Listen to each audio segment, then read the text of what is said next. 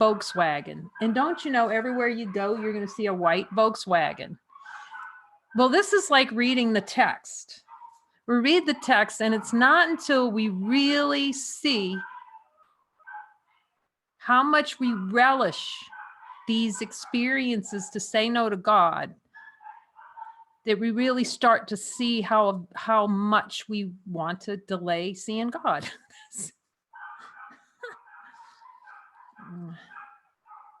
Okay, maybe you have to go check on them. I don't know if you can do that without rewarding them. It seems our little puppy brigade over there has a little puppy chorus going.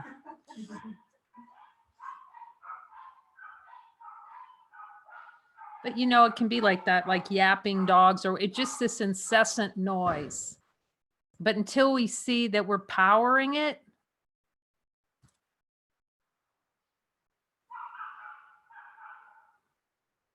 that we're the ones given the power. Ask Jesus, Jesus, am I given power to this little power plant, the little engine? Am I just feeding it and then going, what happened?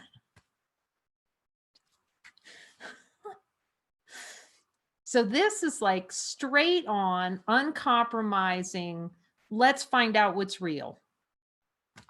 That's what the light circles are. That's all they are. It's like uncompromising. Okay, give it to me, Jesus, straight. And that's where we are right now, aren't we? Like, done with the play. To finally admit that is not working. Whatever's happening in this world, it's not working. Whatever I thought, whatever benefits I thought it was getting, we had this beautiful joining earlier. And it's such a good reminder that we need Jesus to show us where we think it is a benefit to say no to God.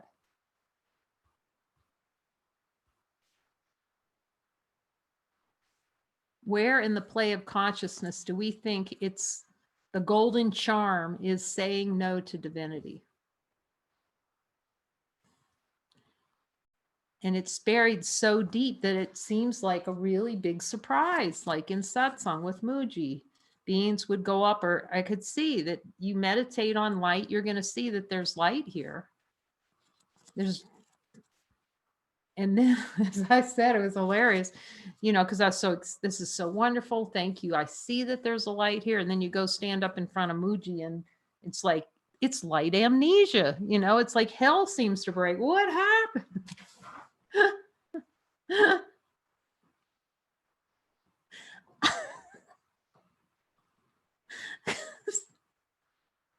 We have to see who's powering that engine, the desire for an experience to ignore the light, to bury or be an ostrich, you know.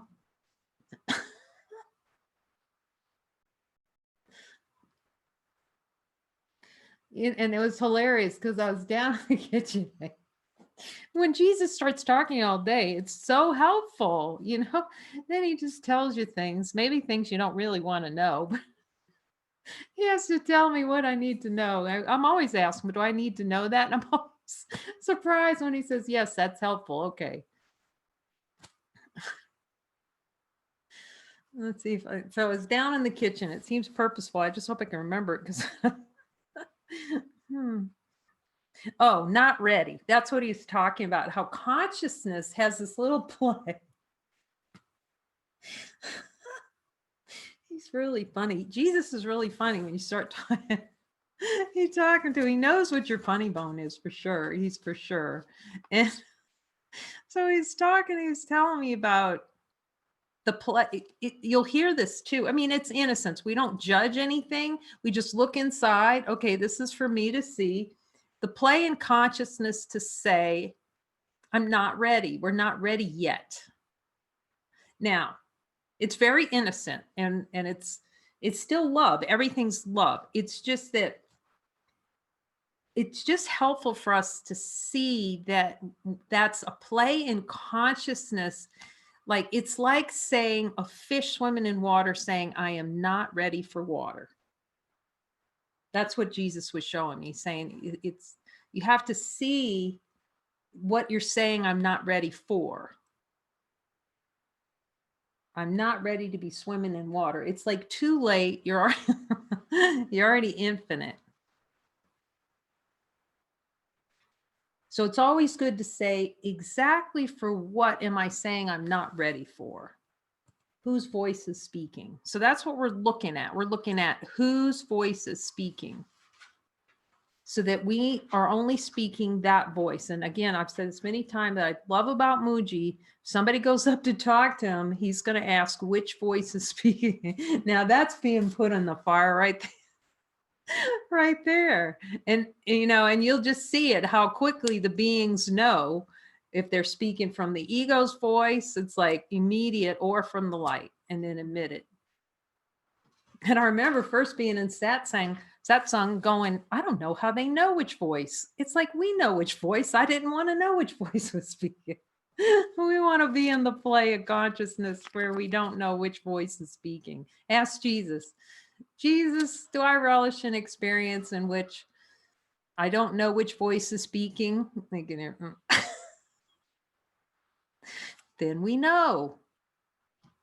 So for a Course in Miracles student, then, when the light doesn't seem to be present, we can see that there's a forgiveness opportunity. What a gift. We can see that we can go down with Jesus and have him direct us below all the kerfuffling and the fur flying and the confetti display of consciousness. Is like it seems like endless confetti. And then he's going to go, okay, let me show you. And the more we talk to him, the more he talks to us. You'll see it. You'll see it. And yes, will you have doubt thoughts? Yes. That's just a play of consciousness. They seem really real. I'm hearing him, that, like I said, here I am typing this book coming out. I'm going, who's talking? I don't know what this is coming from. And is this really you? And I sat down and I had a conversation with him while the book was being written to ask him questions about things.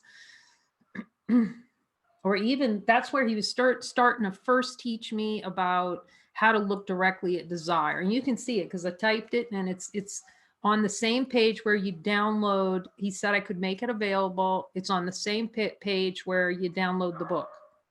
Here are the notes.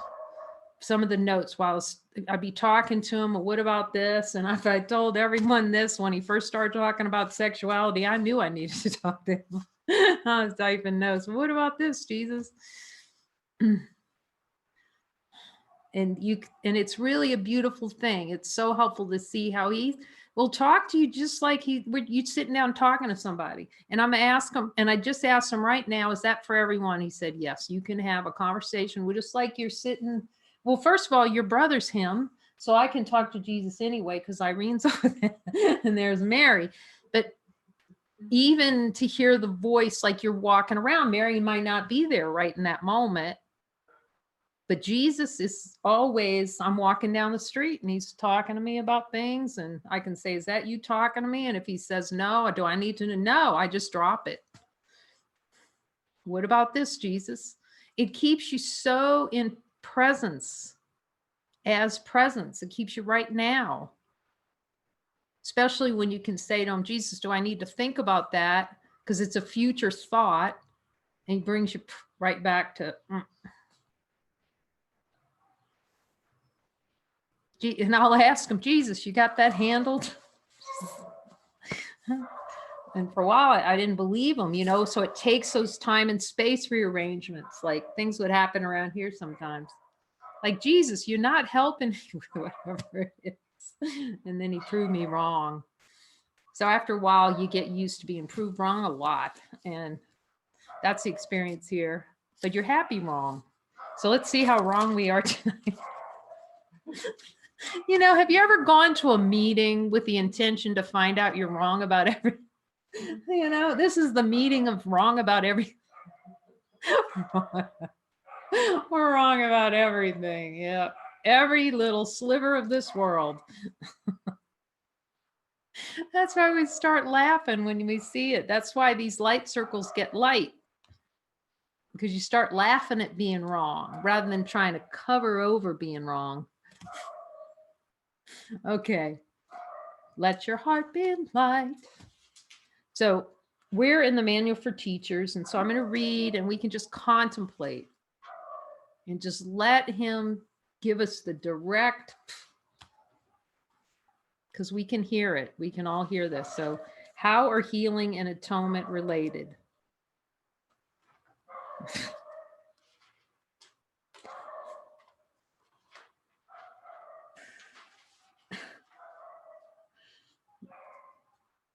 They're inseparable. And here he says it. Healing and atonement are not related. They're identical.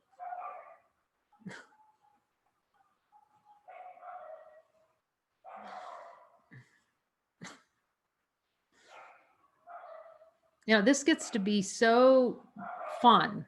It's fun. You don't know what fun is anymore. You're just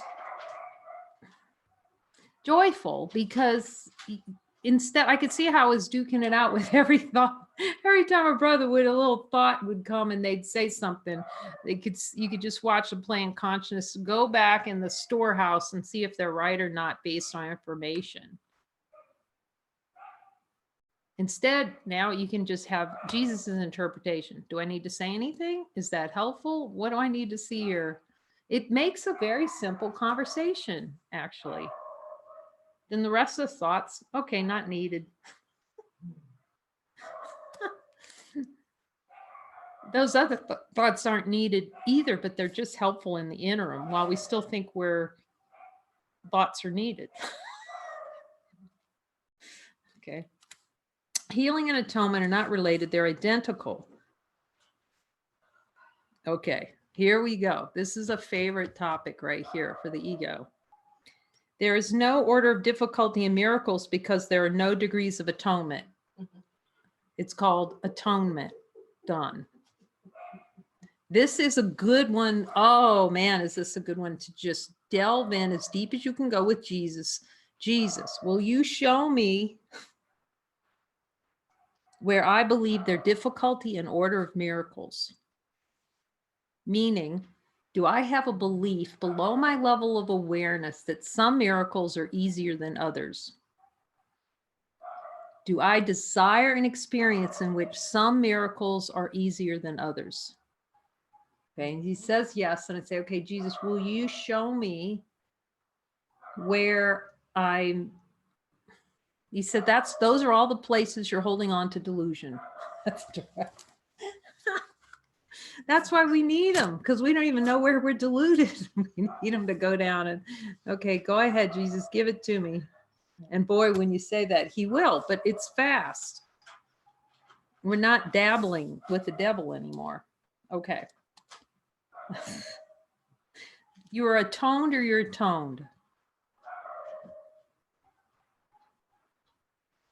And boy, I think I talked about it. This whole talk was so helpful about the Spanish team, about a new covenant and the name and everything. You know, is that convenio? Is that the right name? Boy, I've just been getting the download on that from Jesus for sure. This is an irrevocable law of God. That's what the title of that means. Doesn't, the words don't matter. In some ways, the words don't matter. It's the communication that he's handing down to us through the Course in Miracles, and then the extension of Jesus and New Covenant. He's saying, you being a son of God is not negotiable. There's no negotiation in the law of God. None whatsoever. That's what he's saying. It's like, you are a son of God, and you are not given any power to negotiate on that. And we need that level of certainty.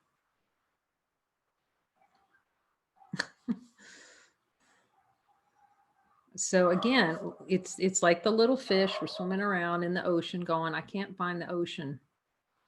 That wants a fish Now imagine the conversation you'd have with a little fish that wants to have an experience. It's living in the ocean and it wants to have an experience that it's not in the ocean. It doesn't know what the ocean is. You'd be hauling that little fish off to the fish funny farm.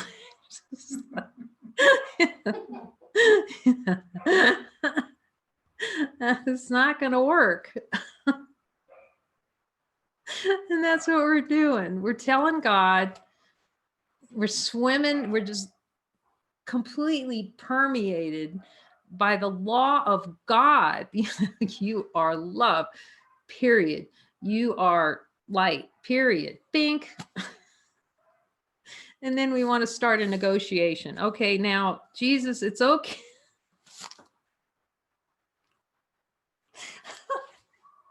Really have to see this with them. But what's hilarious about it is it's not really till you, for the experience here, maybe for some of them, it was obviously necessary here because I didn't want to see it.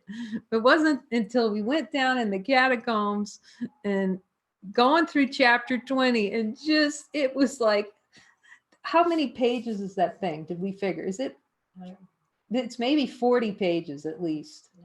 Okay, so it's 40 pages of desires out of A Course in Miracles. And you're talking to Jesus and you're sitting there and you're going, page 1, there's like 8 of them on there. And I'm talking to Jesus. I'm going, do I have, yep, do you have that book? Yep. He's going down the page and you're just going, oh my gosh, how long have I been studying A Course in Miracles? Like 10 years now. And still all these are desires are down there. But then through that, like wanted to ask for help more and more comes. Because, you just realize, man, I have just made a cage for myself. There's no way to get out without them. Or pretend, there just isn't a way without that level of clarity coming in. And then every day we get like more. There's just no way to leave without, it's like as we switch to God dependency. So the ego is not want to look full Monty at chapter 20. It's going to not be ready.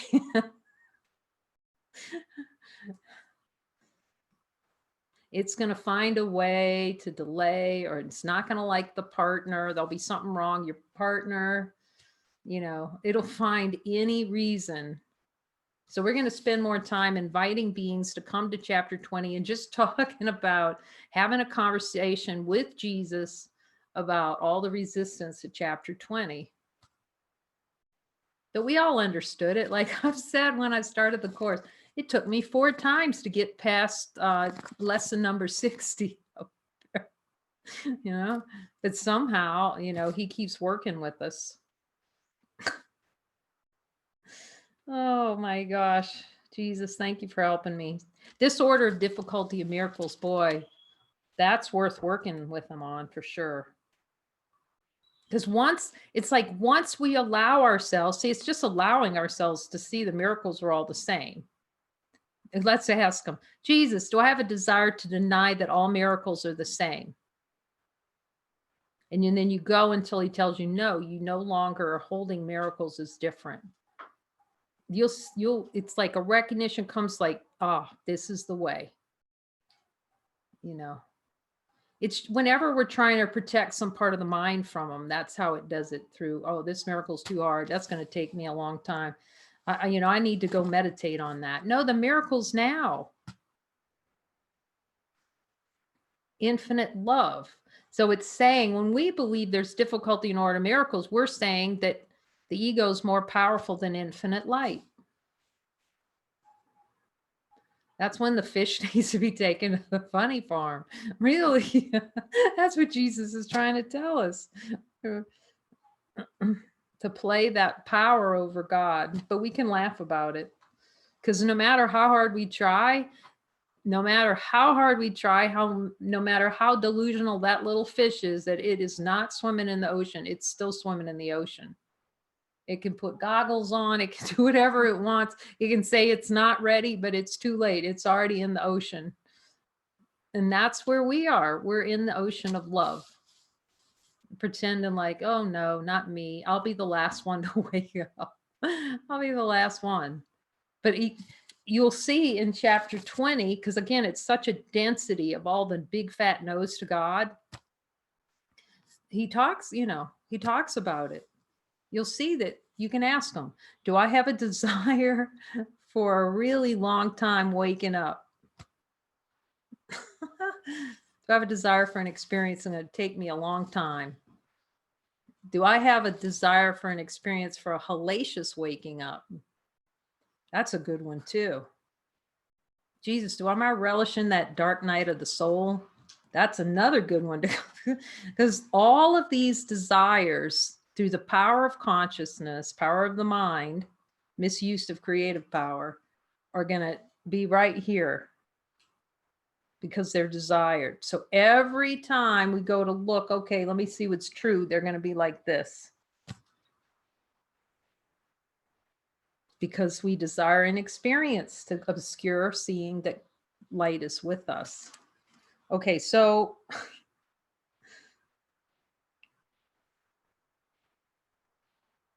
there are no degrees of atonement, no difficulty of miracles because there are no degrees of atonement. You're atoned. It's like asking the fish, is there different levels of the ocean? You could say that's insane. There is the ocean. It's the ocean, it's the ocean, it's the ocean. And the fish is going, I just don't get this ocean thing. You're talking about an ocean. You're in it, but I can't be in it. That's the argument that we're having every day with God. I'm not in the ocean. Let me show you why. And then it goes to talk to his other little fish friend. And he says, I really had bad schooling, so I'm not in the ocean. It's that nonsensical, but we don't see it. We have to see it. And we need Jesus to show us. It's innocence. It's not to judge it. It's to see it. Okay. It is the one complete concept possible in this world because it is the source of a wholly unified perception.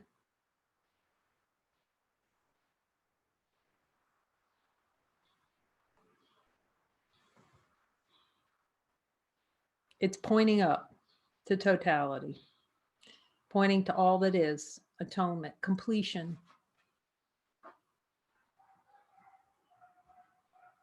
Wholly unified perception, percept of wholeness, rather than perception as though they're objects that are separate apart from the whole. Partial atonement is a meaningless idea, just as special areas of hell and heaven are inconceivable. Partial atonement, that's what we're going for. That's what he is going for, partial.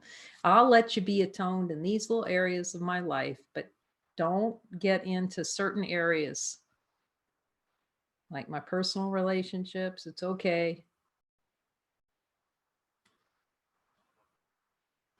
Don't make, nothing can be protected. If it's protected, we're in the dead zone. It has to be 100% acceptance of all miracles. Otherwise, we're still in the play of consciousness. Special of areas of hell and heaven are inconceivable. Accept atonement and you're healed, as they're being one and the same.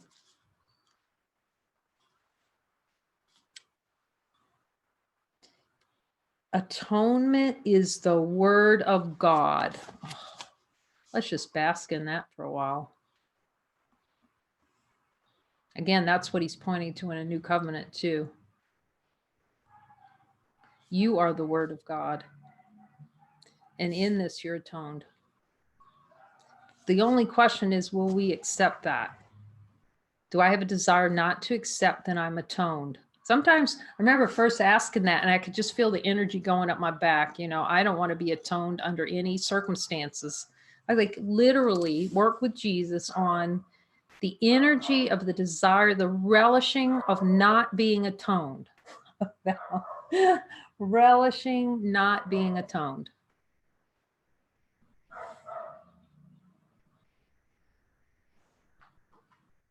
Okay, I'm going to see if there's any relishing of not being the word of God. Those two things being the same. But the way consciousness works, and you'll see this, and he's reminding about this in chapter 20, those desires may look similar as you're going through it, but you'll see the way consciousness generates all this confetti. It'll make two pieces of confetti. Like it seems like they're a hairbreadth away. They're almost the same, but both have to be seen through with Jesus all the way to the death wish. I'm asking him. He says, yes.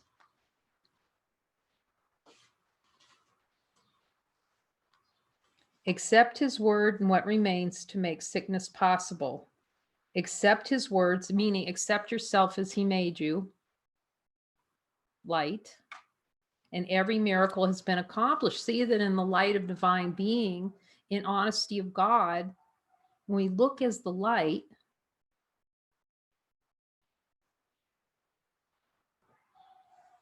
does the light have a need for a miracle?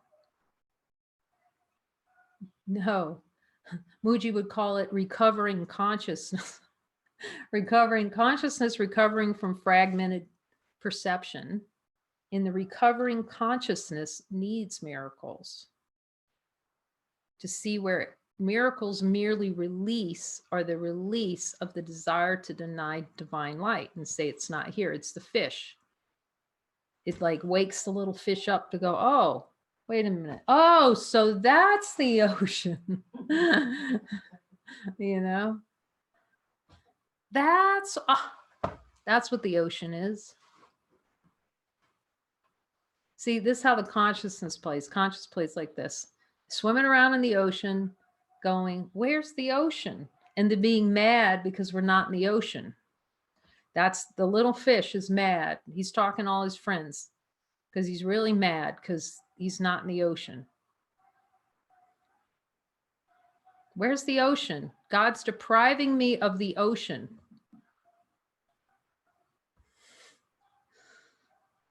Wow. Or he's mad about being in the ocean. I'm in the ocean, but I don't want to be. You know, it's so futile, right? How can a little fish survive without the ocean? It's like, no, but no, I'm not seeing that on the ocean today. That's literally what we're doing. We can't survive. We can't appear without love. Then we're going to have an argument. We put up a protest sign. I am protesting the ocean today. That's what we're doing. We're protesting the ocean.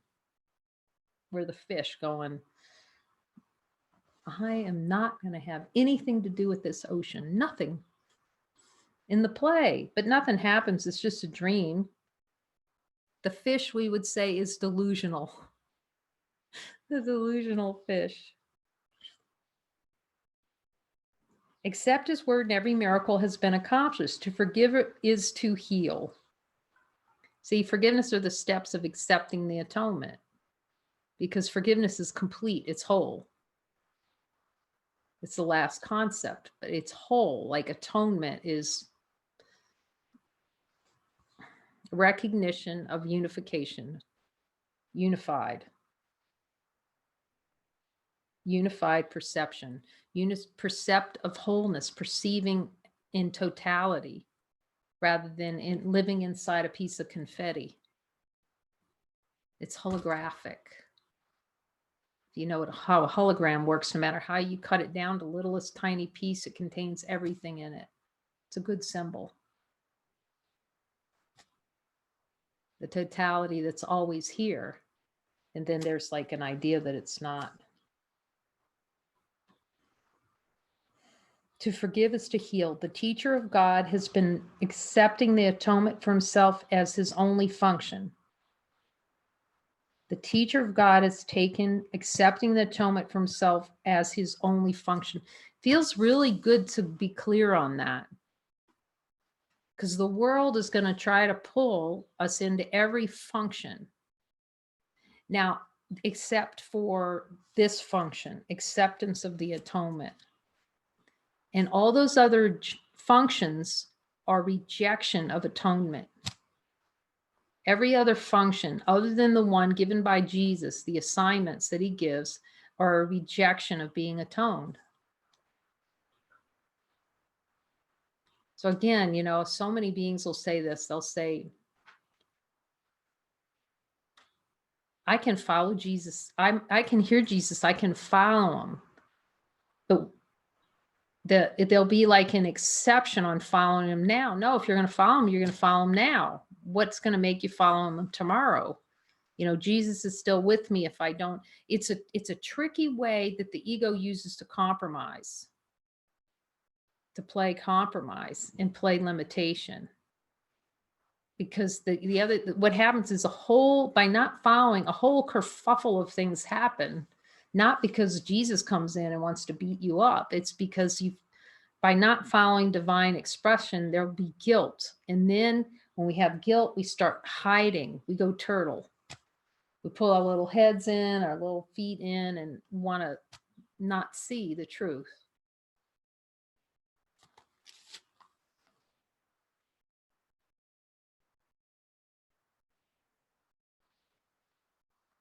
So our only function is accepting the atonement for ourselves. So let's just ask Jesus, Jesus, is my only function accepting the atonement? See if he ever tells you no for that. You'll hear it. That's another reason why this light circles are given, so we can practice listening deeply and asking him, learning to ask him a lot of questions. Is atonement my only function? That feels like a valuable question to have Jesus's answer on, for sure, in our hearts. He's telling us here that it's something about when that little sprout goes to full flower inside. There's no going back at that point. That's what the ego does. Mm-hmm. What is there then he cannot heal? What miracle can be withheld from him? So we can only, I'm talking to Jesus, we can only withhold miracles from ourselves. Yes. God wouldn't. What would God have a need to withhold miracles? So it's always the withholding a miracle from ourselves. So that's when you're going through chapter 20, it's such great practice. And he shows you a desire experience. There it is.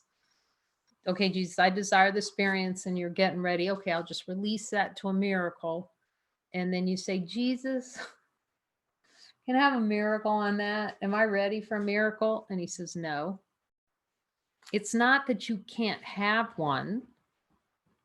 It's that you don't want one. So you can ask him, Jesus, do I want a miracle for this? And you say, no.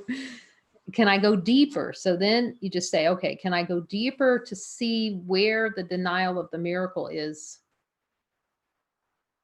And you just have that little fireside chat.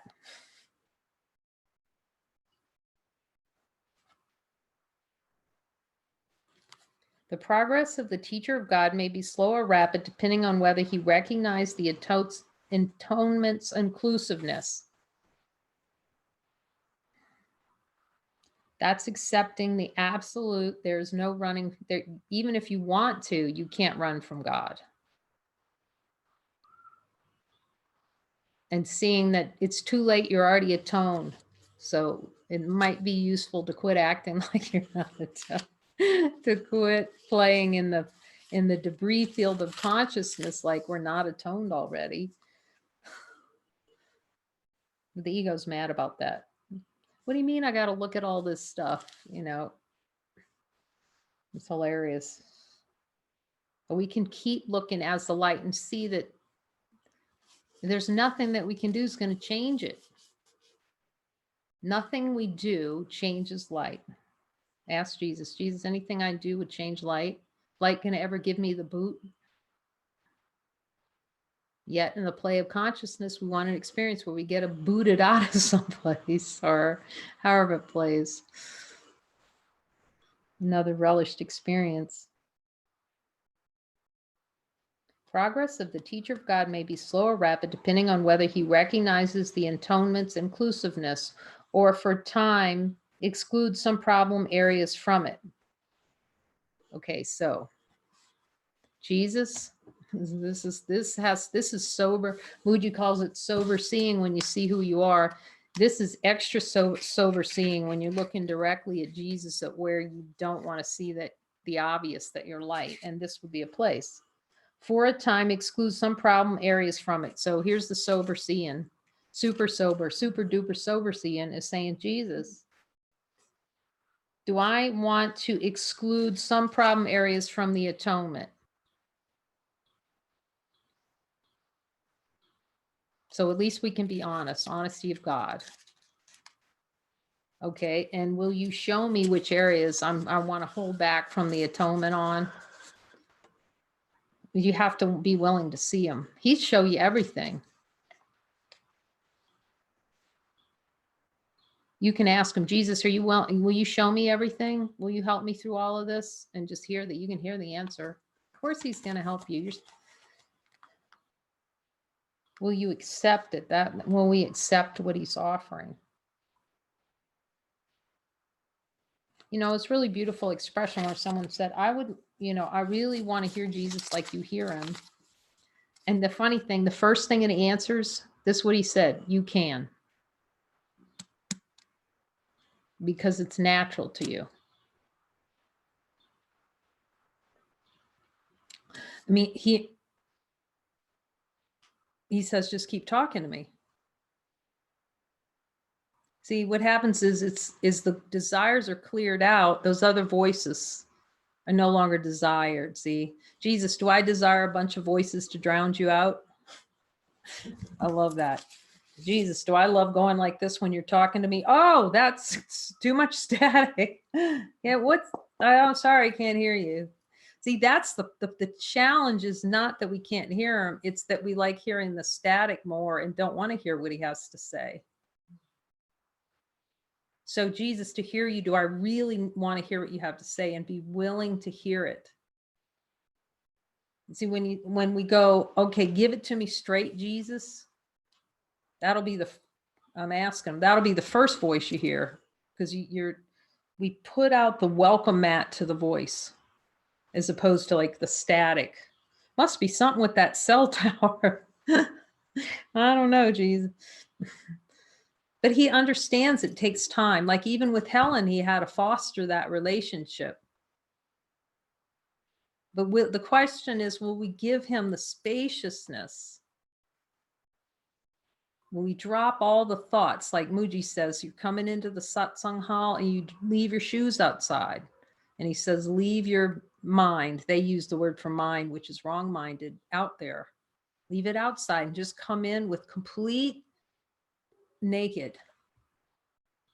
The learning is fast with naked. It's like that famous story about, they talk about where like a Zen master sitting there having tea, and this guy who really, really wanted to become a Zen master, and he came up and he's just talking nonstop and about all his ideas and everything that he knew. And meanwhile, the master doesn't say anything. He just starts pouring tea. And he keeps pouring the tea, and the tea overflows the cup. You might have heard this story, and it just pours onto the floor. And finally, the guy goes, well, what are you doing? What are you doing? It's full, it's full, it's full. And he said, sometimes it's too full to hear the truth. And that's all it is. The little fish is too full of its own ideas about what the ocean is to see that it is swimming in the ocean. And you'd be going to the fish. It's obvious you're swimming in the ocean, but not to the fish. So now Jesus has to take us on a little journey to admit that we're swimming in the ocean, and we have been all the time, and we couldn't leave the ocean because the fish cannot breathe on the land. So it can't leave the ocean. It's got to be in there.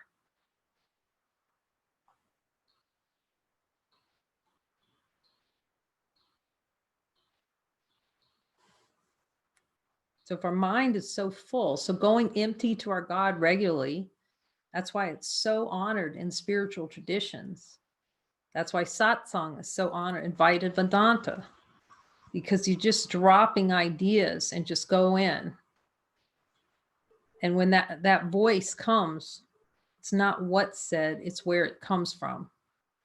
The ego doesn't, it's not a good zone for the ego to live in.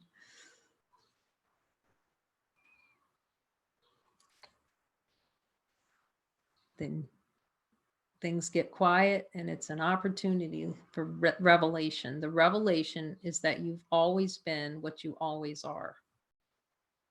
And it's not negotiable in God's court. This is not a negotiation. That's what the ego wants to play, that we're going to negotiate with God on infinite. There's no negotiating with God about that.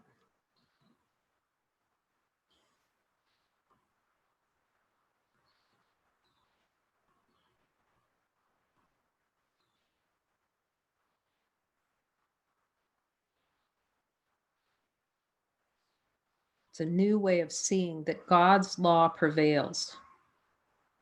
That's what he's giving us. I didn't even know what that meant when I was typing, going, this is a new way of seeing given by me. And I can remember thinking, you know, there were definitely doubt thoughts about that. So he had to demonstrate the whole thing. Let me show you how different, you know. And he's getting even more like every day, just saying, you know, you have to see where the buck stops, that you're a powerful infinite being and you can choose this. He's really calling on A Course in Miracles students. He knows our call of our heart is for a course, but if we spend too much in the intellectual without saying, show me Jesus, I wouldn't even crack the book actually. Because the only way through it is show me Jesus that I know of. I can't find it. I guess that was the way given for me. So I can say for me. And it takes a while. He understands that to build a relationship. But these protected corners of the mind, this is what he's really, really helping us with through chapter 20 and the joinings, to show it doesn't serve us to protect parts of the mind from his help. Protected areas that remain unforgiven. In some cases, there is a sudden and complete awareness of the perfect applicability of the lesson of the atonement to all situations, but this is comparatively rare. Obviously, I had a desire for it not to be, because it wasn't, the teacher of God, it wasn't like instantaneous. As I said, I could see when we look, and we look as the light, and you look enough as the light, you'll see that there's no death. No death, no. But even when you see that, the play of consciousness and that there's no separation, that is not difficult to see. We can see it now by looking at the light. The difficulty, again, is this big stack of things, ways that consciousness plays to pretend that it's not the light. The teacher of God may accept the function God has given him long before he has learned all that his acceptance holds out to him. Boy, that's truth. That's faith in ourselves. That's really stepping into faith in ourselves there. It is only the end that is certain. Anywhere along the way, the necessary realization of inclusiveness may reach him. If the way seems long, let him be content. He's just really telling us to relax. I could see I was not content. It's like, come on, Jesus, let's get on with the awakening. That's the play. We make the consciousness, which is really saying, I want it to be longer. We think that's going to shorten it when we say, come on, when's this all going to be over? But you have to hear whose voice is saying that. The light already knows it's over. So the light's not going to be saying, when is this going to be over? See, I don't know if you can see that in the light. The light doesn't ask when, the light is. It doesn't have a future or a past. It's not really asking when is the awakening going to happen. Jesus understands. There's a part of his calling for a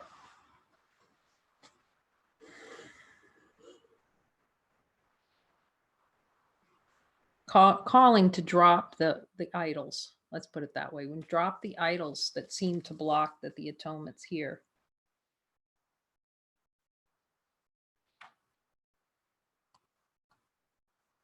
If the way seems long, let him be content. Like if you tighten up on, I mean, every time you think, oh, this is going to be a long time, and you just feel yourself tightening up. He has decided on the direction he wants to take. What more was asked of him? And having done what was required, would God withhold the rest? That's belief. Jesus, do I believe God withholds things? We'll do a check on that, reality check. That forgiveness is healing needs to be understood if the teacher of God is to make progress. The idea that a body can be sick is the central concept in the ego's thought system. So I just talked to him about that. And that's why he says, I'm talking about magic with respect to the body. You know, it's the body, and using magic is such a strong association, a way to kind of hide from light. It's really looking at this concept of body being sick. This thought gives the body autonomy, separates from the mind, and keeps the idea attack inviolate. I just asked him, is magic around the body keeping the idea of attack inviolate? And he says yes. That's why we have to look beyond that. And now's a good time with the coronavirus. You know, I'm just asking him, is it going to be in guidance for anyone to wear a mask? And I hear no. I said, Jesus, that's in the play of making it real. Is yes. This is just direct. The direct means is just looking directly at everything we think we believe.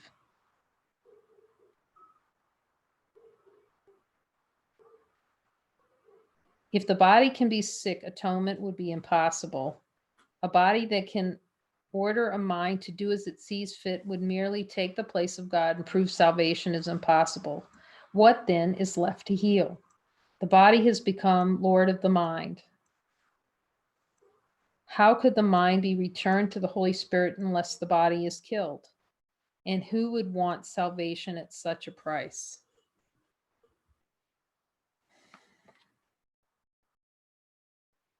So that's the experience we're looking for, is for the body to order us around and just to be totally beholden to what happens in a body.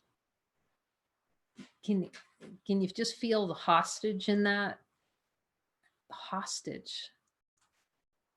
Jesus, do I desire to make myself feel like a hostage in a body?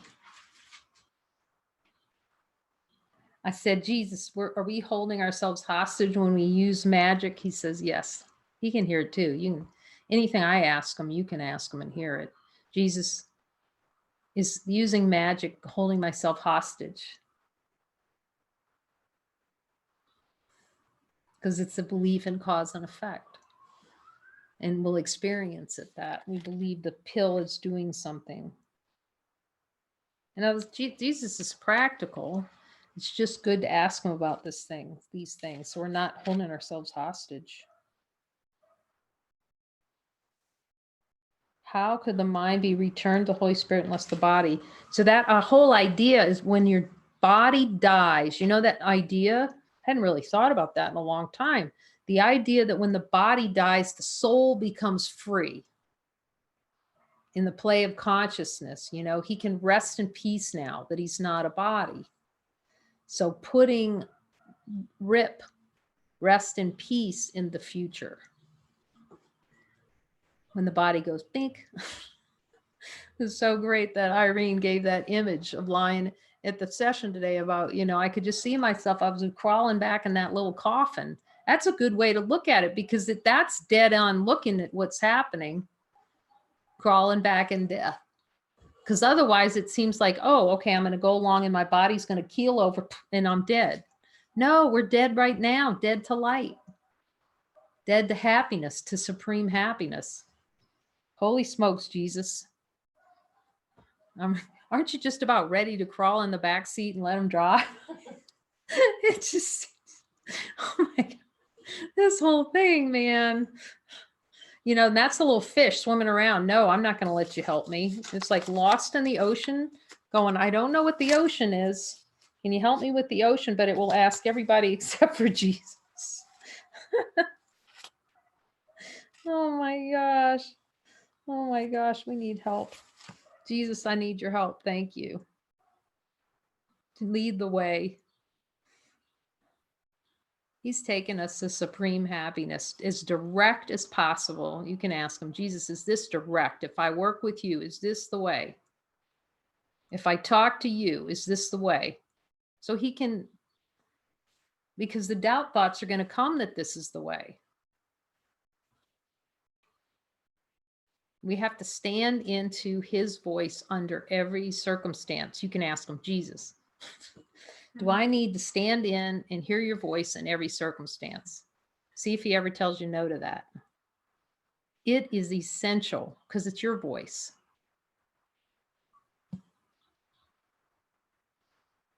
And there are going to be a lot of times where, and I've said this too, you know, and you get kind of surprised at first how many times that's going to take, because we're so addicted to that no. So addicted to saying no to God.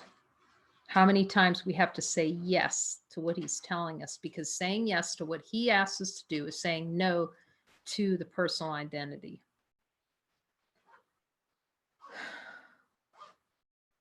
And saying no to personal identity is the way to happiness, to true identity. So thank you, Jesus. Thank you, my brother. So much joy in being here together. Looks like Thursday for a movie. We'll put out, I'm asking him tomorrow. No, Thursday. It seems like Thursday. Oh, so much love. Thursday afternoon. Feels like Thursday afternoon that we'll get to join and go deep and have Jesus tell us how to look at a movie to see what's true, to see where in the mind we're holding on to those concepts. Amen. Thank you. Love from Mexico. There's the light brigade.